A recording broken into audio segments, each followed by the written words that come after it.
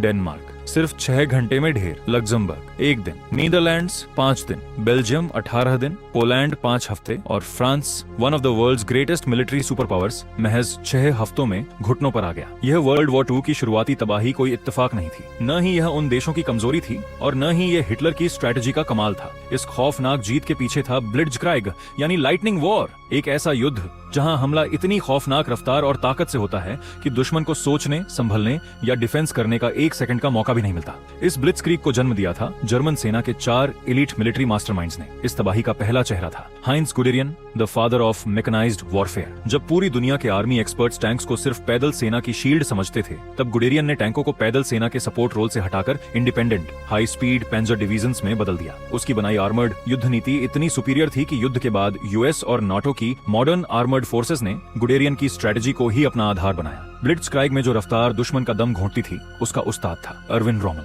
जो asymmetric manoeuvre and psychological dominance का दूसरा नाम बन चुका था। फ्रांस के इन्वेजन के दौरान अपनी 7वें पैंजर डिवीजन को संभालते हुए रोमेल इतनी स्पीड और अनप्रेडिक्टेबिलिटी के साथ आगे बढ़े कि उनकी यूनिट का नाम ही पड़ गया गोस्ट डिवीजन, क्योंकि खुद जर्मन हाई कमान को भी अंदाजा नहीं होता था कि रोमेल इस वक्त कहां तबाही मचा रहे हैं। उनके आर्मर्ड एम्बुशेस और टैक्टिकल मास्टरी का लोहा खुद उनके दुश्मनों ने माना। युद्ध के बीच British prime minister Winston Churchill ने ब्रिटिश संसद में खड़े होकर कहा था, we have a very daring and skilful opponent against as a great general.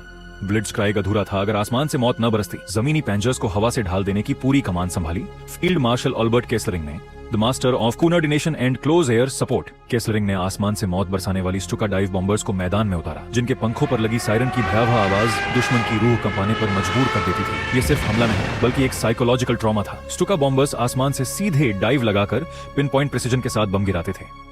Panjar units और स्टुका डाइव बॉम्बर्स का यह घातक तालमेल दुश्मन के बंकरों और हैवी आर्टिलरी को मिनटों में राख में बदल देता था। लेकिन रुकिए, मैदान जंग में तबाही मचाने वाले इन तीनों जीनियसों के पीछे बैठा था ग्रैंड मास्टरमाइंड एरिक वॉन मैनस्टाइन।